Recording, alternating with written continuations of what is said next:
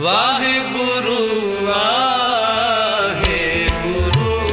ਵਾਹਿਗੁਰੂ ਵਾਹਿਗੁਰੂ ਵਾਹਿਗੁਰੂ। ਡੰਡੌਤ ਬੰਦਨ ਅਨਕ ਬਾਰ ਸਰਬ ਕਲਾ ਸਮਰੱਥ। ਡੋਲਨ ਤੇ ਰਾਖੋ ਪ੍ਰਭੂ ਨਾਨਕ ਦੇ ਕਰ ਹੱਥ। ਬੇਸੁਮਾਰ ਅਥਾਹ ਅਗਣਤ ਅਤੁਲੈ। ਜਿਉ ਬੁਲਾਵੋ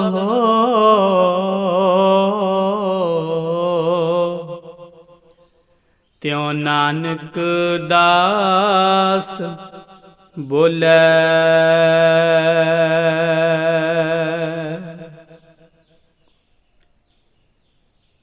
ਪਰਮ ਸਤਿਕਾਰਯੋਗ ਚਵਰ ਤਖਤ ਛਤਰ ਦੇ ਮਾਲਿਕ ਵਾਲੇ ਕੁਲ ਆਲਮ ਪੈਗੰਬਰੇ ਕਾਇਨਾਤ ਸ੍ਰਿਸ਼ਟੀ ਏ ਰਹਿਬਰ।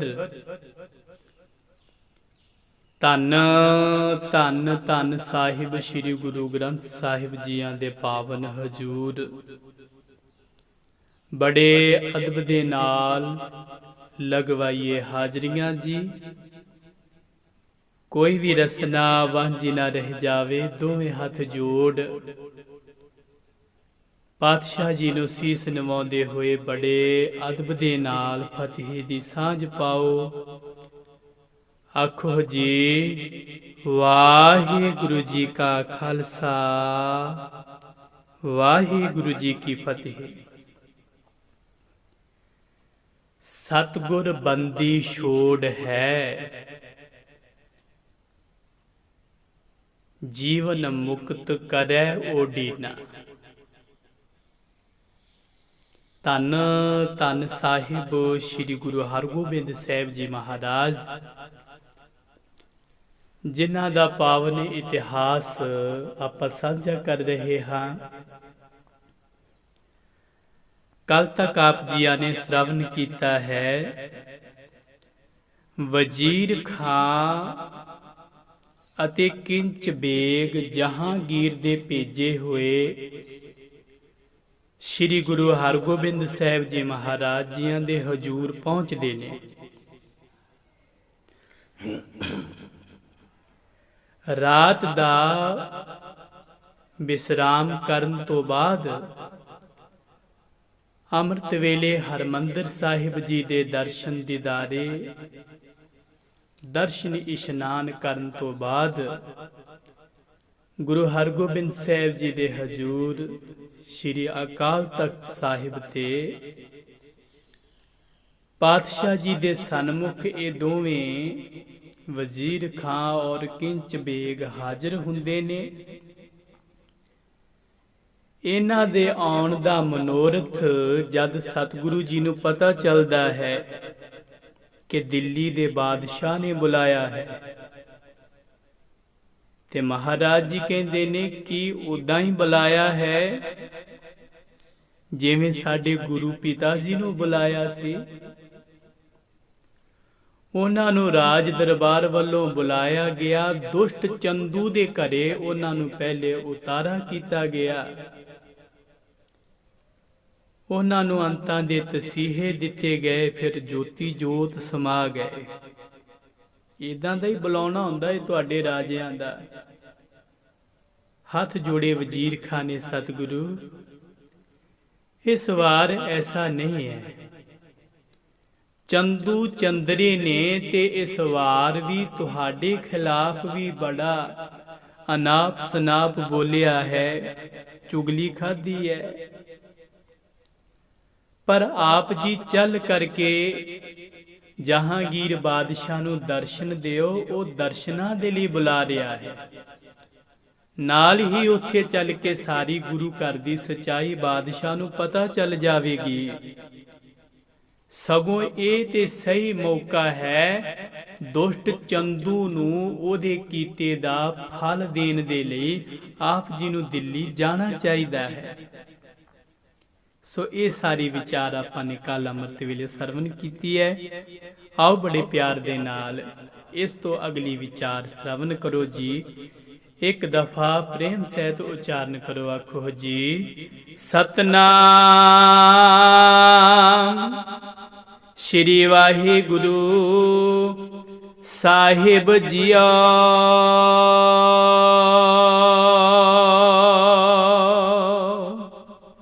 दिल्ली चलो सो बदला ले हो, दुष्ट पात की सिर पग दे हो।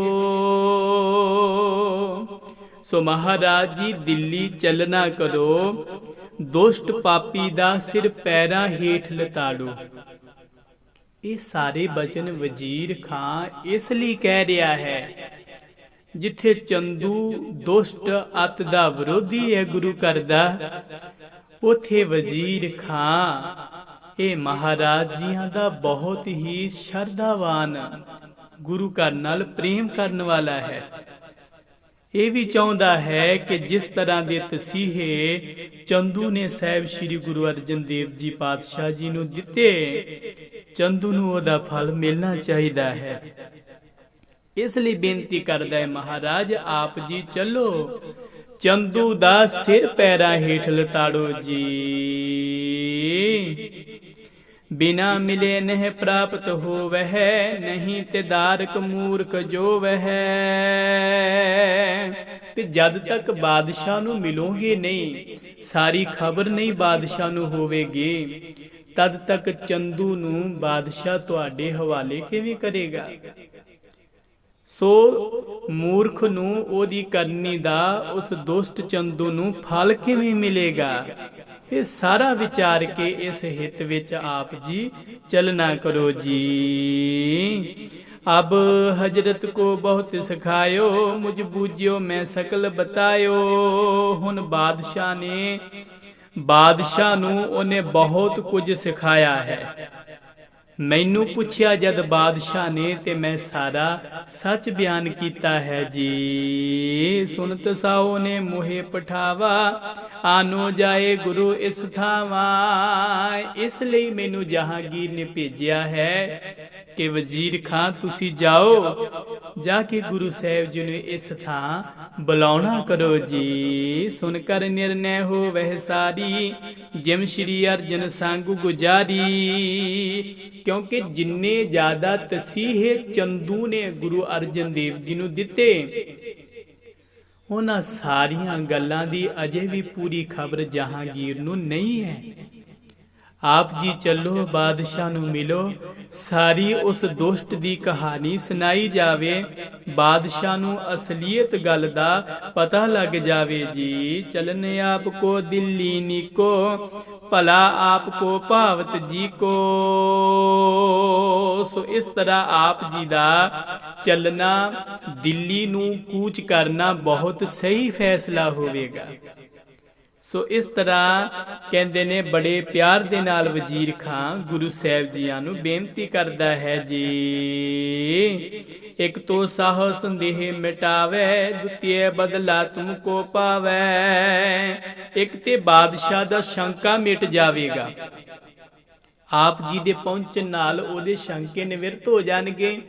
और दूसरा फिर उस दुष्ट चंदू नू ओदी करनी दा फल मिल जावेगा। आगे आप अहो सर्वज्ञ, कहाँ हम जान सके अल्पज्ञ।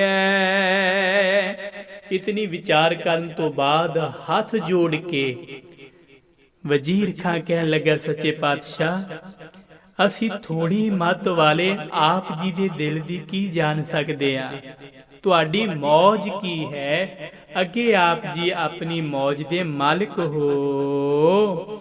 ਆਪਣੇ ਹਿਤੂ ਲਖ ਸ੍ਰੀ ਗੁਰ ਤਬੈ, ਹੋਨਹਾਰ ਉਰ ਜਾਣਤ ਸਬੈ। ਵਜ਼ੀਰ ਖਾਨ ਨੂੰ ਆਪਣਾ ਹਿਤੂ ਜਾਣ ਕੇ ਜੋ ਕੁਝ ਹੋਣਾ ਸੀ ਉਸ ਨੂੰ ਆਪਣੇ ਦਿਲ ਵਿੱਚ ਸਤਿਗੁਰੂ ਜੀ ਜਾਣ ਗਏ ਹਨ। ਕਹਿਓ ਕਟਿਕ ਹੋ ਆਜ ਕੀ ਰੈਨ, ਕਹੇ ਪ੍ਰਾਤ ਕੋ ਉੱਤਰ ਬੈਨ। ਤੇ ਪਾਤਸ਼ਾਹ ਜੀ ਨੇ ਕਿਹਾ ਅੱਜ ਦੀ ਰਾਤ ਇੱਥੇ ਹੀ ਠਹਿਰਨਾ ਕਰੋ। कल सवेर नूं कहें परात को उत्तर देन, कल सवेर नूं असीं तुहानूं इस दा जवाब देवांगे। कह सुन कर इम संध्या होई, निज निज थान गए सब कोई।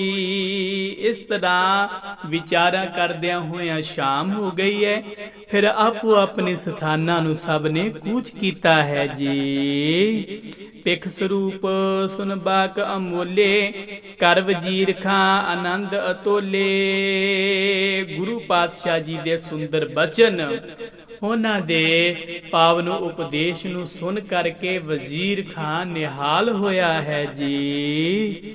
ਟਿਕਿਓ ਜਾਮਨੀ ਆਪਣੇ ਡੇਰੇ, ਖਾਨ ਪਾਨ ਗੁਰ ਪਠਿਓ ਕਨੇਰੇ। ਰਾਤ ਨੂੰ ਆਪਣੇ ਟਿਕਾਣਿਆਂ ਤੇ ਸਾਰੇ ਠਹਿਰੇ ਨੇ।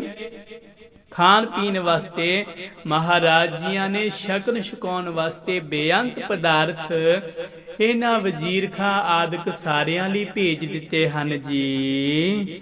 अपन मात संग बात जनाई, हम हे शाहो ने पठियो बुलाई।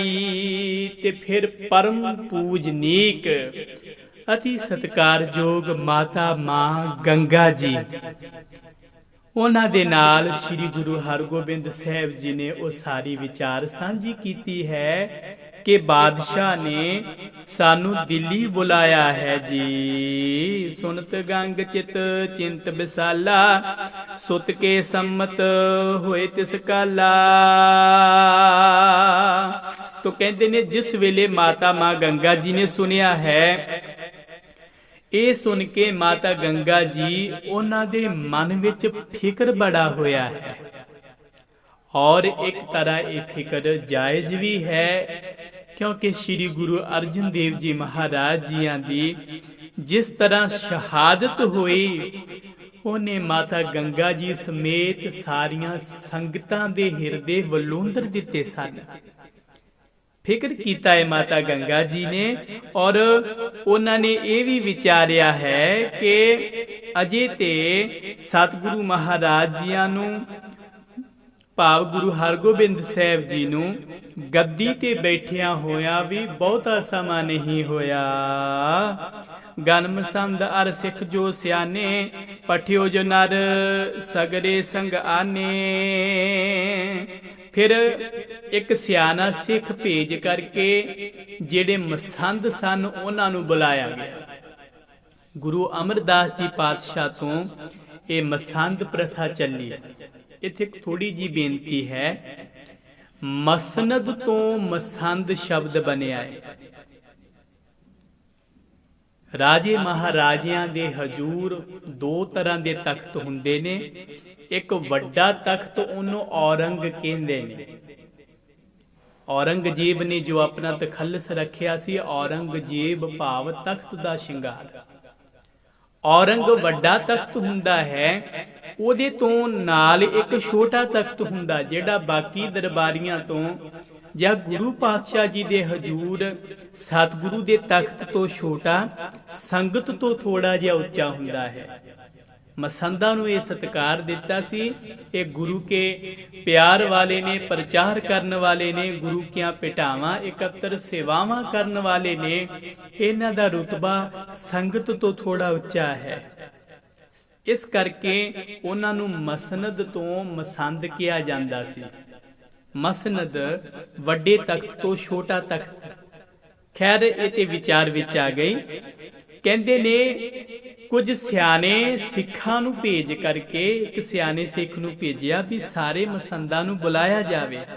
ਉਹ ਸਾਰੇ ਮਸੰਦ ਵੀ ਆ ਗਏ ਹਨ ਜੀ। ਨਿਸਮਹਿ ਸ਼੍ਰੀ ਮਾਤਾ ਕੇ ਪਾਸ, ਸਭਾ ਕਰੀ ਸਤਿਗੁਰ ਸੁਖ ਰਾਸ। ਅਤੇ ਰਾਤ ਦੇ ਸਮੇਂ ਸਾਰੇ ਮਾਤਾ ਜੀ ਪਾਸ ਆਏ ਨੇ।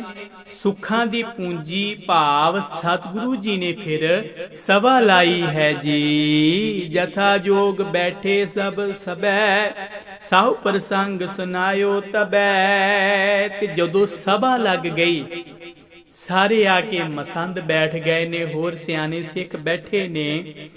ਉਸ ਵੇਲੇ ਬ੍ਰਹਮ ਗਿਆਨੀ ਬਾਬਾ ਬੁੱਢਾ ਸਾਹਿਬ ਜੀ ਬੈਠੇ ਨੇ, ਭਾਈ ਗੁਰਦਾਸ ਜੀ ਬੈਠੇ ਨੇ, ਮਾਤਾ ਗੰਗਾ ਜੀ ਬੈਠੇ ਨੇ ਗੁਰੂ ਪਾਤਸ਼ਾਹ ਜੀ ਦੇ ਹਜ਼ੂਰ ਤੇ ਕਹਿੰਦੇ ਨੇ ਫਿਰ ਸਭਾ ਦੇ ਵਿੱਚ ਗੁਰੂ ਜੀ ਨੇ ਜੋ ਬਾਦਸ਼ਾਹ ਦਾ ਬੁਲਾਵਾ ਆਇਆ ਸੀ ਉਹ ਸਾਰਿਆਂ ਨੂੰ ਦੱਸਿਆ ਹੈ ਜੀ। ਬੜੇ ਗੁਰਨ ਕੇ ਸੰਗੀ ਆਹੋ, ਸਿਆਣੇ ਸਭ ਨਿਜ ਨਿਜ ਮਤ ਕਹੋ।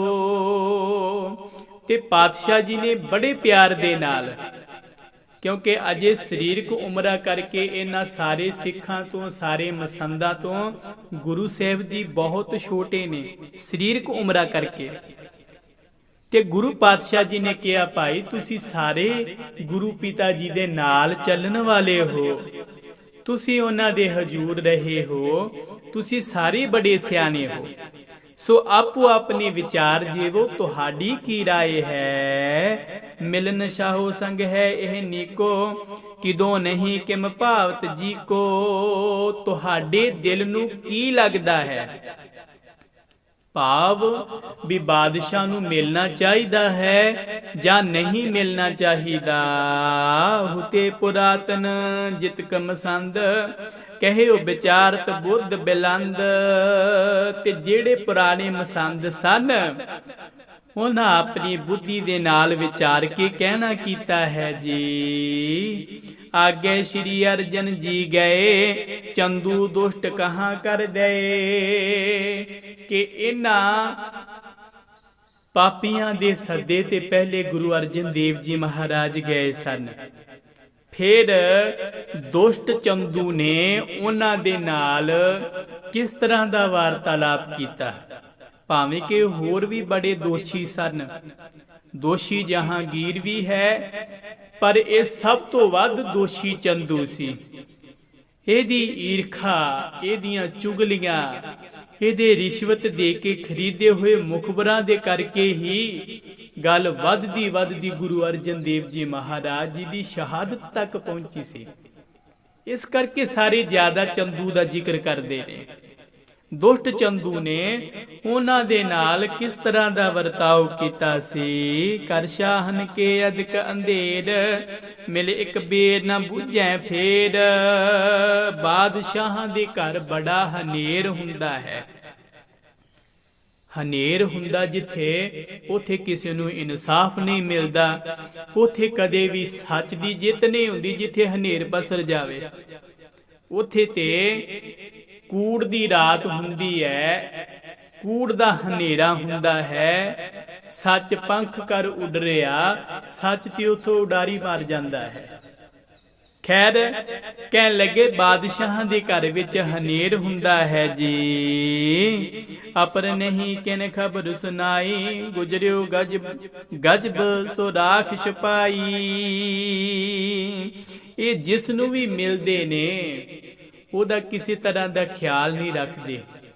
ਭਾਵ ਗੁਰੂ ਅਰਜਨ ਦੇਵ ਜੀ ਮਹਾਰਾਜ ਜੀ ਦੇ ਨਾਲ ਜਿਵੇਂ ਜਿਵੇਂ ਚੰਦੂ ਨੇ ਕੀਤਾ, ਜਹਾਂਗੀਰ ਨੇ ਉਹਦੀ ਕੋਈ ਖਬਰਸਾਰ ਨਹੀਂ ਰੱਖੀ।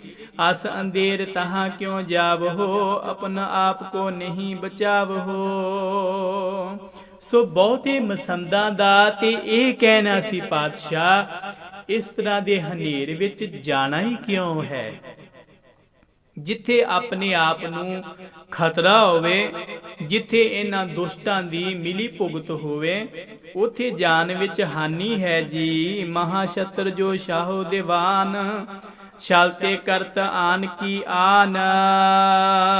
ਜਿਹੜਾ ਬਾਦਸ਼ਾਹ ਦਾ ਦੀਵਾਨ ਹੈ ਦੁਸ਼ਟ ਚੰਦੂ, ਉਹ ਵੱਡਾ ਵੈਰੀ ਹੈ। ਉਹ ਸਦਾ ਹੀ ਛਲ ਕਪਟ ਕਰਦਾ ਰਹਿੰਦਾ ਹੈ ਜੀ। ਅਪਰ ਨਸ਼ਾਓ ਨਿਕਟ ਹਿਤਕਾਰੀ, ਤੁਰਕ ਰਾਜ ਗੁਰ ਸ਼ਰਦ ਨ ਧਾਰੀ। ਬਾਦਸ਼ਾਹ ਦੇ ਪਾਸ ਹੋਰ ਕੋਈ ਹਿਤੂ ਨਹੀਂ ਹੈ, ਤੁਰਕਾਂ ਦਾ ਰਾਜ ਹੈ। ਸੋ ਇਸ ਪ੍ਰਕਾਰ ਲਰਨ ਬਿਖੈ, ਸਮਸਰਤਾ ਨਾਹਿਨ, ਕੋਥਲ ਦੇਸ਼ ਮਵਾਸੀ ਜਾਹਿਨ। ਸੋ ਇਸ ਵੇਲੇ ਉਸ ਬਾਦਸ਼ਾਹ ਦੇ ਨਾਲ ਲੜਾਈ ਕਰਨ ਦੀ ਵੀ ਸਮਰੱਥਾ ਨਹੀਂ ਹੈ। ਔਰ ਦੇਸ਼ ਵਿੱਚ ਐਸਾ ਕੋਈ ਸਥਾਨ ਨਹੀਂ ਹੈ ਜਿੱਥੇ ਕੋਈ ਉਹਦੇ ਖਿਲਾਫ ਆਕੀ ਹੋ ਸਕੇ। ਭਾਵ ਕਿ ਇਹਨਾਂ ਦੁਸ਼ਟਾਂ ਦਾ ਇਸ ਵੇਲੇ ਮੁਕਾਬਲਾ ਕਰਨਾ ਵੀ ਠੀਕ ਨਹੀਂ ਹੈ, ਉਹਨਾਂ ਦੀ ਆਗਿਆ ਮੰਨ ਕੇ ਉੱਥੇ ਜਾਣਾ, ਉਹਨਾਂ ਦੀ ਭਾਵੇਂ ਬੇਨਤੀ ਹੈ, ਬੇਨਤੀ ਮੰਨ ਕੇ ਜਾਣਾ ਵੀ ਠੀਕ ਨਹੀਂ ਹੈ ਜੀ। अपने सिख बिराड़ कनेरे, सो सब मिले रहे तुम नेरे। सगों हुण ते आप जियां नूं इत्थे रहना चाहिदा है। बहुत ही बराड़ सिख इतिहादक जिहड़े हर वेले आप जी दे चौगिरदे रहणगे जी। अपर संगता सब चले आवे, मिटे शाहो ने पुनः बुलावे। होर भी संगतां सब चल के आउणगियां, हौली हौली बादशाह नूं भी चेता भुल जावेगा, वो नहीं बुलावेगा। इन्हां कुछ मसंदां दे कहण दा इक्को एक ठोस कारण है, इक्को एक वड्डी वजह है कि सारियां दे हिरदे गुरु अर्जन देव जी महाराज जी दी शहादत तो बाद सहमे हुए सन, सारे डरे हुए सन। सो इन्हां सारियां ने जदों अपनियां सलाहां दित्तियां ने ते कहंदे ने बिधि चंद जेठा रुपराना, कहन लगे पूर्व किम जाना।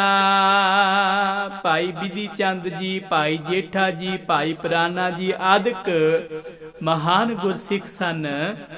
ਉਹ ਫਿਰ ਕਹਿਣ ਲੱਗੇ ਪਹਿਲਾਂ ਕਿਵੇਂ ਜਾਣਿਆ ਹੈ। ਸ਼੍ਰੀ ਅੰਮ੍ਰਿਤਸਰ ਬੈਠੇ ਰਹੀ ਹੈ, ਬਿਗਰਹਿ ਸਾਹੋ ਜੇ ਨਿਰਣੈ ਲਈ ਹੈ। ਸ਼੍ਰੀ ਅੰਮ੍ਰਿਤਸਰ ਵਿੱਚ ਹੀ ਬੈਠੇ ਰਹੀ ਹੈ, ਜੇ ਬਾਦਸ਼ਾਹ ਔਖਾ ਹੋਵੇ ਤਾਂ ਆਪਣਾ ਨਿਰਣਾ ਲਈਏ।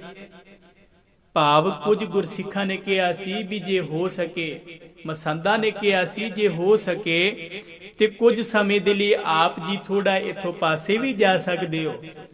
ਇਹਦੇ ਜਵਾਬ ਵਿੱਚ ਭਾਈ ਬਿਧੀ ਚੰਦ ਜੀ ਕਹਿਣ ਲੱਗੇ ਪਾਸੇ ਕਿਉਂ ਜਾਵਾਂਗੇ, ਜੋ ਹੋਵੇਗਾ ਅਗਰ ਬਾਦਸ਼ਾਹ ਵਧੀਕੀ ਕਰੇਗਾ ਤੇ ਫਿਰ ਆਪਾਂ ਵੀ ਨਿਰਣਾ ਲਵਾਂਗੇ। ਸੋ ਇਸ ਤਰ੍ਹਾਂ ਸਾਰੇ ਸਿੱਖ ਆਪੋ ਆਪਣੀਆਂ ਵਿਚਾਰਾਂ ਰੱਖ ਰਹੇ ਨੇ।